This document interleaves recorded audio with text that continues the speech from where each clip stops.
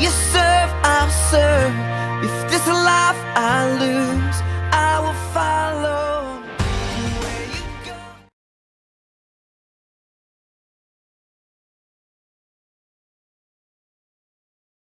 I have a jar. You don't see it very often. I don't always have it, but it's always with me. I carry it around, not because I really want to. Let's go have a seat, guys. This way. There you go. I have a jar, and you don't always see it, but it's always with me. It's become a part of who I am because I put things in this jar. I carry it with me and I fill it up with stuff. Usually it's the things that, I don't know, the things that I don't want anybody else to know about.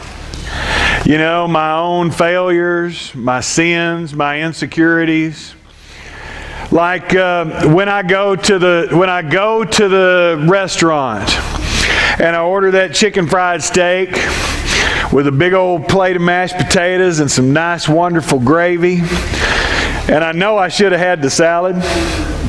I know that because I had to let my belt out when I was putting my pants on to go to the restaurant. But I feel bad after it's all over. I feel like a failure. I feel like I'm not good enough. And I put that in my jar. And I carry that around with me. Or then there's all the stuff in my past. Stuff that I won't even talk about this morning because I'm ashamed of it. It's not the kind of thing that I bear in public. But there's a lot of things in my past that I'm not proud of. Things that I've done, things that I shouldn't have done, things that I struggle with. And even though I know that I'm forgiven, I'm still holding on to those things. And I can't let go of them because they color who I am.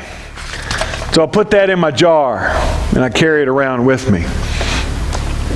Then there's other times when I'm stressed and I'm frustrated and I'm just overwhelmed. And before I know it, I yell at my kids for something stupid. Something that really doesn't matter, that normally wouldn't bother me. But I look down and I see in their eyes this fear. And I feel like a failure later as a father when I calm down and I think about it. So I stick that in my jar. And then there are other times when, you know, I feel like my wife moved all the way across the state. She gave up her career. She gave up her family. And I can't give her the things that she deserves. Like a house that's hers, or a car that doesn't have 150,000 miles on it. And I feel like a failure as a husband. So put that in my jar. I carry that all around with me, all the time. In John chapter 4 this week, we meet a woman who has a jar. And her jar is filled, like a lot of ours are, with stuff. Failures, inadequacies, insecurities, things that she doesn't really want anybody else to know about, but she can't let go of. And she carries this jar and she goes out to the well to get water at a time of day when she knows nobody else will be there. Because the problem with these jars that we carry is that we don't really want anybody to see what's inside of them. We can't let go of it. We can't put it down. But I don't want you to know what's in here. Because I'm ashamed of it. Because I'm embarrassed by it. And we call it a lot of things. We say we're independent. We say we're self-sufficient. And that's what we use to justify going to the well all by ourselves. Because we don't need anybody else. But the truth is, we're doing it because we're afraid that our jars are going to leak. or we're afraid that somebody's going to see what I've got stuffed in here. And this woman comes out to the well at a time of day when she knows nobody else is going to be there, doing her chores, taking care of her business, carrying her jar. And she gets there and something unusual happens, because there sitting at the well is a Jewish man. Now that's unusual because Jewish men don't venture into Samaria. Samaria is that place where these people are looked down on. It's religious prejudice, it's racial prejudice, and Jews view Samaritans like Skittles. There's occasionally some good ones, but you can't tell the difference. So it's best to just avoid all of them. And so Jews stay out of Samaria. And this Jew is sitting at the well. She decides the best policy is not even to acknowledge his existence. She's just going to go get her water, take care of her business, and go home. And so as she starts about her chores, he speaks to her. Can you give me a drink of water? She knows the right thing to do would be to ignore it, go on about her business, not pay it any attention, don't address it. I'm not going to talk to this guy, but she just can't help herself. You ever have one of those moments? You know you shouldn't say it. You know you shouldn't engage. You know it's going to be a thing, but you just can't stop yourself. And before you think about it, you hear the words coming out of your mouth. You are asking me for a drink?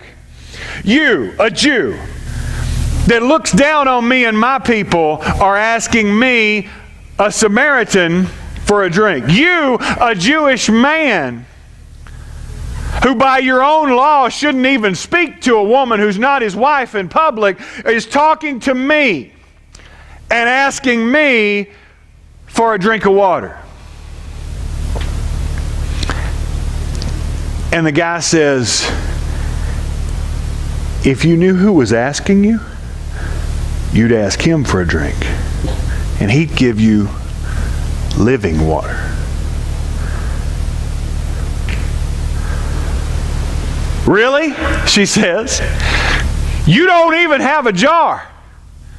Where are you going to get this water, hotshot? Because that's a deep well over there that our father Jacob dug. Are you greater than he is? Now you have some way to get water magically out of a deep well? You're not even carrying a jar. He says, well, this water will make you thirsty again. You're going to have to come back. The water I give you, you'll never thirst again. Well, then give me some of that and I won't have to keep coming out here all the time. Okay, I will. Why don't you go call your husband? And boom, just got real. Did he see in my jar? How did he know that was in here? Because I keep this hidden from everybody. So she kind of mumbles, I don't have a husband. He says, you're right. You answered that truthfully. You don't have a husband.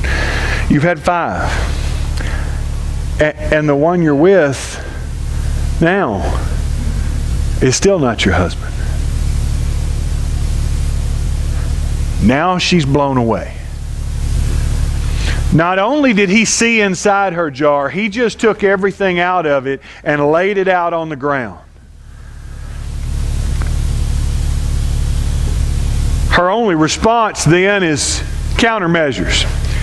You ever watch a movie and you see the when the plane's chasing the other plane or the helicopter in the movie and they release the countermeasures when the missile locks on? They release these little things that are designed to go out and distract the missile so that it goes off target. That's what she does right here. Countermeasures. Works like this. Well, I see you're a prophet. If you're a prophet, then why don't you answer this religious question for me?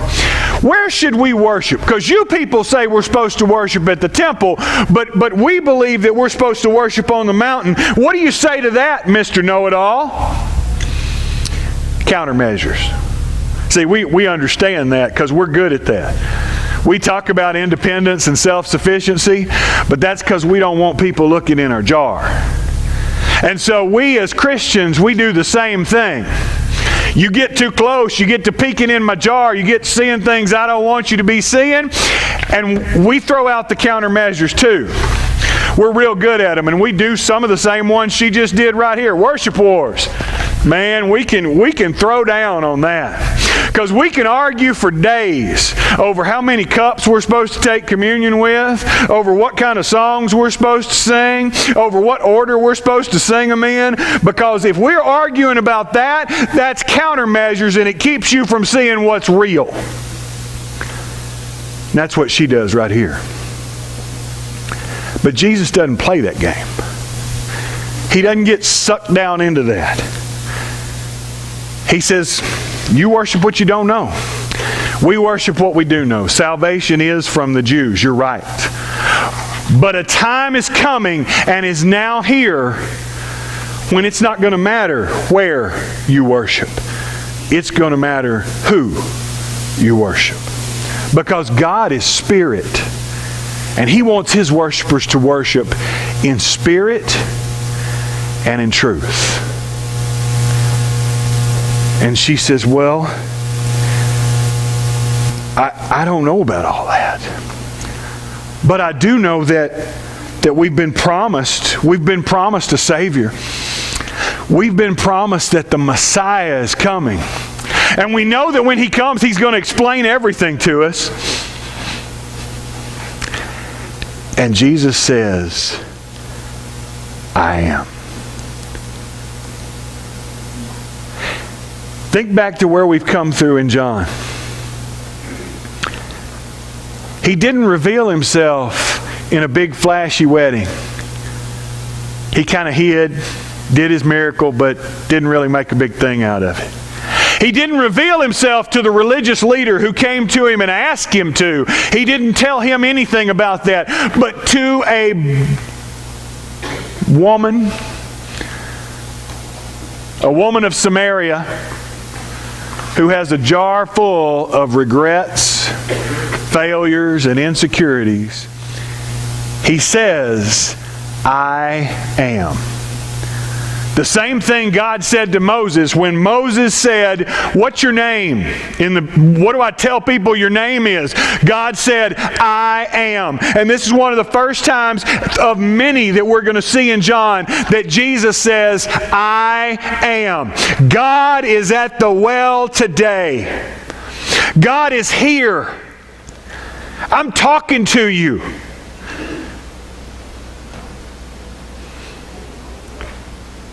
And then this is my favorite part.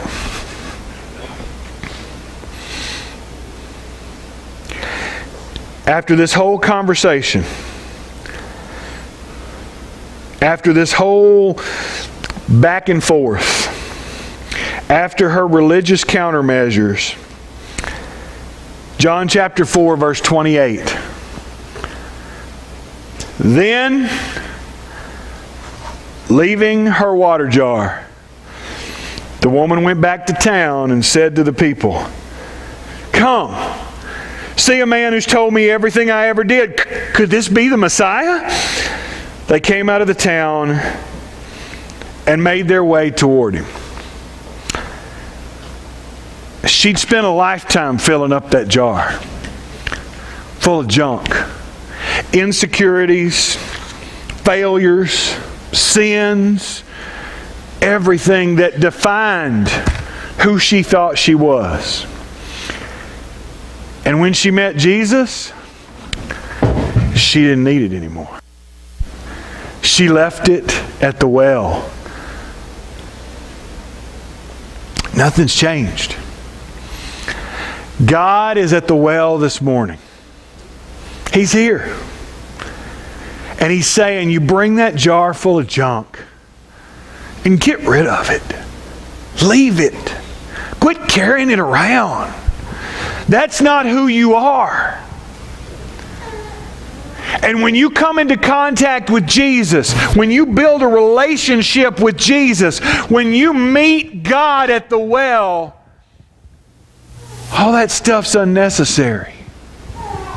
Because all that thing that you held on to that defines you is replaced by a spring that flows out of you that you can't control. We're going to sing a song. There's going to be people at the back of the room who are there to pray with you right now. It's a good opportunity. We do it at the back of the room so you don't have to worry about gossip or people wondering what you're doing. But go back there and say, I just want you to pray that I leave my junk at the well. I want to get rid of my jar. I want Jesus to take it, and I want Him to replace it with a spring of living water. That's what we're here for this morning. That's what this song is about. That's what this call is about. That's what this communion is about. That's what our worship is about. God is spirit, and those who worship Him will worship in spirit and in truth. Come to the well this morning and get rid of that jar. Do it while we stand and sing.